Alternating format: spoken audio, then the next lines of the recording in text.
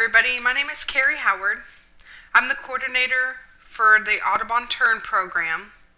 I work with Audubon, Texas, the Coastal Conservation Program, and you're going to be taking the Colonial Waterbird Foraging Monitoring Habitat Program. Here at Audubon, our mission is basically to help birds and help their habitat, and we do that through a variety of ways, primarily conservation. National Audubon Society helps do great work for birds all over the United States, and then Audubon, Texas is the state office for National Audubon Society. And we do great work all over the state of Texas. The Coastal Conservation Program is the department that I work for, and we do a lot of bird conservation all along the Texas coast. We work from the Louisiana-Texas border all the way down to the Mexico-Texas border. And what we do along the Texas coast is we help take care of rookery islands. Rookery islands are very small islands along the Texas coast where these colonial waterbirds are nesting. We have either owned or we have the lease on all of the islands, or 178 islands along the Texas coast, and we help manage and protect those islands for the birds.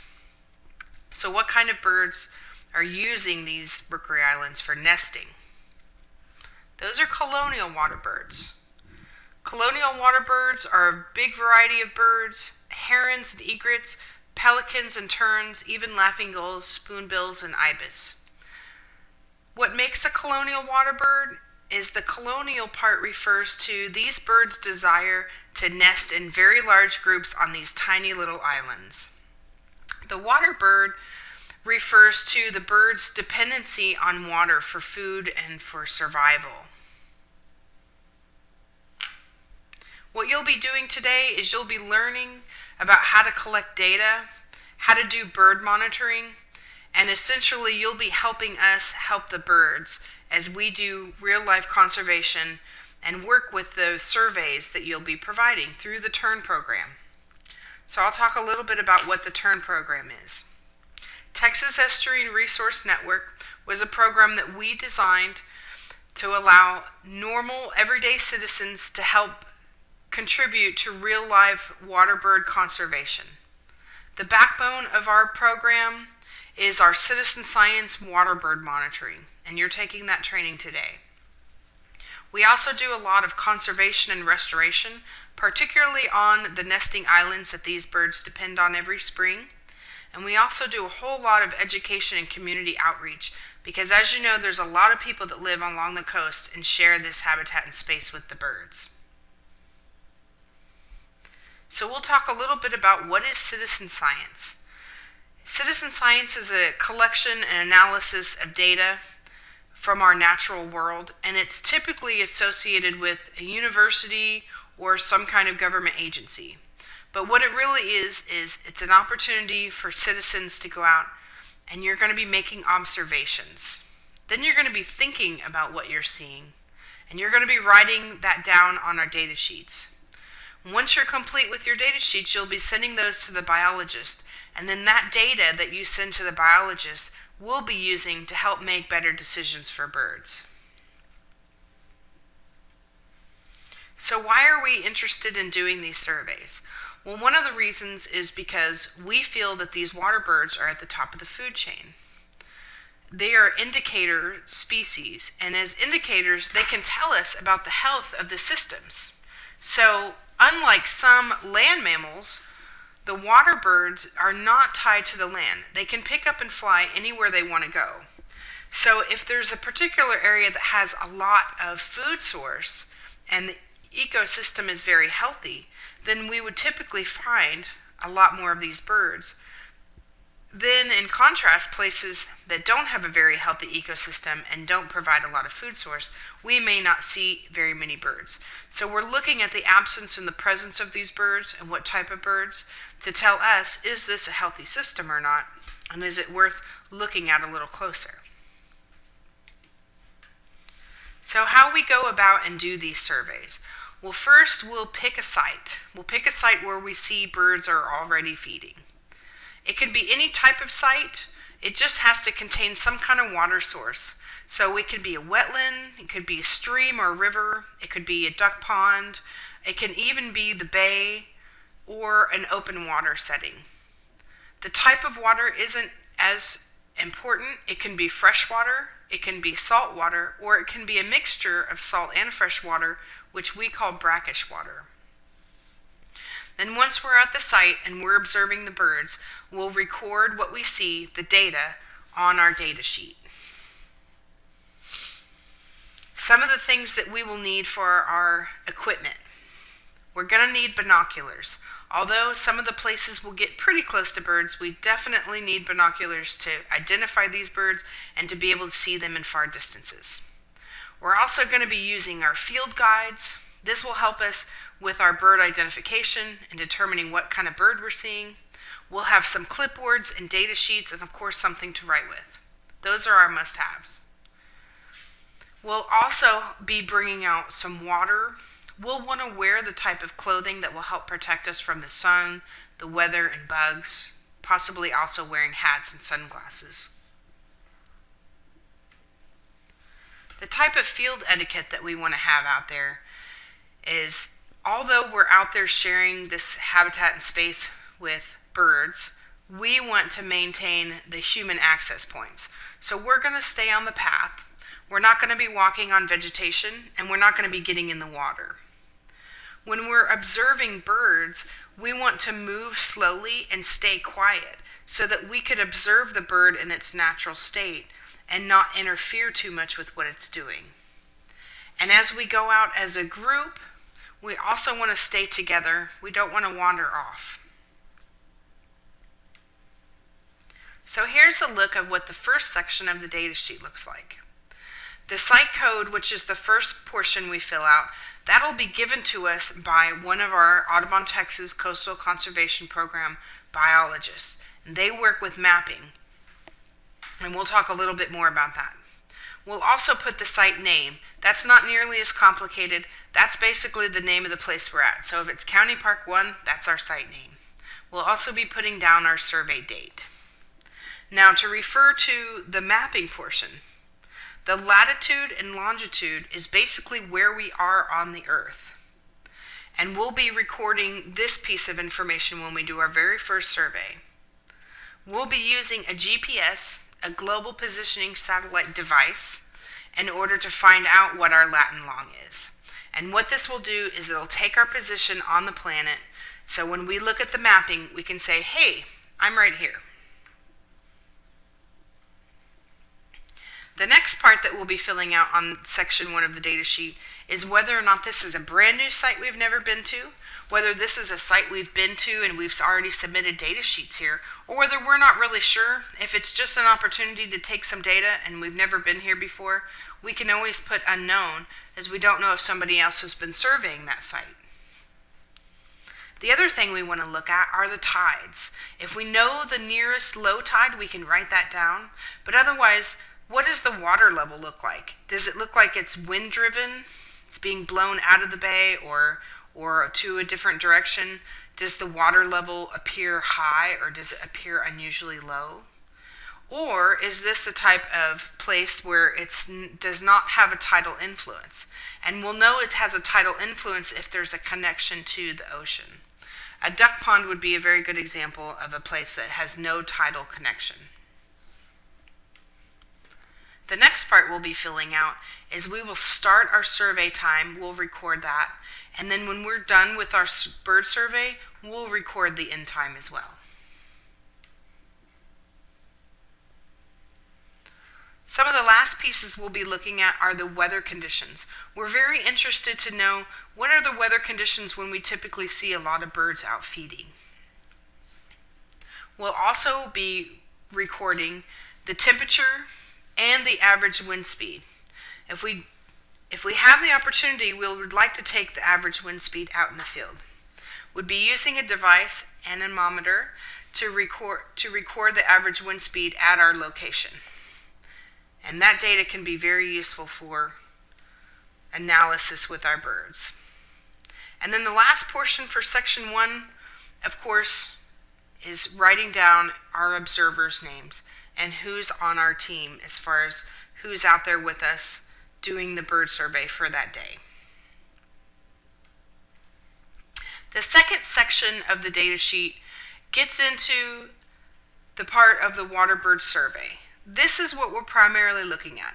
What kinds of bird species are we seeing out there and what numbers that are listed? Lots of times we'll go out to a great location, it'll have many, many different birds, and this is where working within a team can be very, very helpful. We can have one person looking in one direction, we can have another person looking in another direction, and we can have a data recorder. So if we see many different species of birds and lots of different numbers of birds, what we can do is we can have one person checking out all the white birds. We can have one person checking out all the blue birds, and then we can have one person writing down what the two bird counters are calling out. That way we have an opportunity to capture all of the birds and nobody has to do all of the counting at once. It's very efficient. The next thing that we'll be looking at is not just the birds out there, but also the behavior that's going on. We have primary and we have secondary behaviors for these birds. The primary behavior is what the bird is doing most of the time. The secondary behavior is what the bird is doing some of the time, or if it's doing something in addition to the primary behavior. So here's an example. If we had a 20-minute survey and one of our birds, we noticed that for 15 minutes it was feeding, and then about 5 minutes or so it stopped feeding and it went over to the side and started preening, then the 15 minutes of feeding would be primary behavior and the 5 minutes of preening would be secondary behavior. So here are some of our examples of behavior types. This is typically what you're going to see most of the birds doing. So we'll talk about feeding first. Feeding can happen in many different areas. Sometimes they're feeding along the shore, sometimes in the water, sometimes their feeding is skimming on top of the water, sometimes they're dive bombing their prey from above, sometimes they're peering over the edge of the water ready to capture a fish, and sometimes it's all of the above. These are all really good examples of feeding, and most of your feeding is pretty easy to identify for the birds. The next one is flying over. That one will be just a basic observation if you see a bird fly over the area while you're doing a survey. The bird does not necessarily have to land in the area that you're doing a survey for you to count that bird. If it's flying overhead going a completely different direction, you can record it. Here's the preening. So the middle picture shown here is an example of many, many birds preening. But what is preening actually? It's birds grooming themselves. So what happens and why we see such strange contorted bodies when they're preening is that they have a oil gland at the base of their tail. And what they do is they coat their bills with that oil and then they rub and spread that oil on each individual feather. It's very much like giving itself a bath, kind of grooming, making sure the feathers are more efficient because the oil helps them to be that way. But the reality is a lot of times these birds are doing this preening just like humans do. We're trying to make ourselves look good for the ladies. The last behavior type that we're typically going to see out here is loafing. And that's exactly what it sounds like. This is when we're making observations on birds and it doesn't appear that they're really doing anything. They're not feeding, they're not flying, they're not preening. They're just standing around hanging out with their friends. And that's exactly what we will put down for loafing. They're just hanging out and they're resting, basically. The next portion that we'll talk about is feeding success. It's important for you to know that not all birds you can determine feeding success. Most of the birds, like heron, the pelicans, and the terns and egrets, if you can watch them, observe them, and long enough, you can determine some feeding success. And I'll give you some great examples. Sometimes you'll be at a site and you'll notice a bird that's wandering around the wetland and feeding. And you can see it moving back and forth, back and forth. It appears to have something has its attention, and then wham, it just goes for it. This is an example of a strike. What we're measuring is how many times the bird is striking versus how many times it gets a capture. So if it's lunging for something, that's considered a strike. An actual capture a lot of times will look a little different. If we see the water splash, if it's able to actually catch the fish or the critter that it's after, most of the time what we'll be able to see as far as a capture is we'll see something, it could be throwing its head back to actually swallow. And then a lot of times we'll also see something in its beak and then something maybe in its throat area. Any of these combinations are good examples of the actual capture. But how we determine the success is we take the number of times it actually captured prey and then divide that by the number of times that we saw it strike for the prey. And from that simple math, we'll be able to determine the actual success, whether it's low success, medium success, or high success. Okay, moving on. You'll see on the very last column, this is where we record our feeding success, separate from our behaviors. The second to the last column is our location or habitat type. This is associated with where the behavior is taking place. So for one of these examples, the first one you'll see is a great egret is our bird. There's one adult. The primary behavior is feeding. The location that it's feeding is low marsh. And we were able to determine medium success for this bird. So let's talk a little bit about what these habitat types are. Since we're surveying a variety of locations, there are all types of habitat out there. And as long as there's some kind of water connection, most of these birds are utilizing it for feeding grounds. So I'll go through a few examples, but it's important for you to know that as the observer, you are making the decision about what type of habitat this is. So one of them is forested. A forested habitat type is going to be habitat that's dominated by trees, so such as the picture here. We also have mudflats. We'll find these a lot around the coastal areas. What happens is there are areas where there might be vegetation around them. A lot of times they're tidally influenced, but it's a special condition where not a lot of vegetation can actually grow. It might be too salty, there might be other conditions, but those are really great feeding grounds, and that's an example where the arrow's pointing is a good example of a mudflat. We're also interested in beach, or this could also be the shoreline. We're going to see plenty of birds, different types of birds feeding in these habitats. Then we're also going to be looking at low marsh and high marsh. The low marsh is referring to the part of the marsh that's closest to the water. Then the high marsh is going to be referring to the part of the marsh that's furthest from the water. It's just slightly higher in elevation. We also have tall grass, which is not the short grass that comes to our ankle. This is the taller grass. A good example would be cattails. That would be a good habitat type. Or that would be a good plant to describe the habitat type for tall grass. And then our scrub shrub, which is right below it, that's the type of habitat where it's primarily shrubs, or it could also be dead tree snags in that category. Open water, we have 3 categories for this habitat type. Sometimes we can determine for open water how deep it is. Many times we cannot.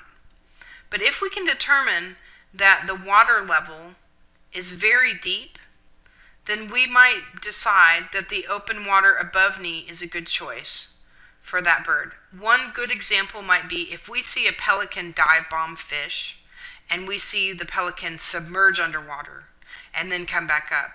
More than likely, the water is pretty deep. Another example for open water below knee would be very shallow water. If we see a small bird that we know is only about 2 or 2.5 foot tall, wading through water, and we see the majority of its legs above water, then we can determine that that habitat type is open water below the knee. There are 2 examples of these habitat types that sometimes can be a little confusing, so I'll go through them. One of them is man-made. These structures, as you'll see here in the picture, are habitat types that were created for man's use.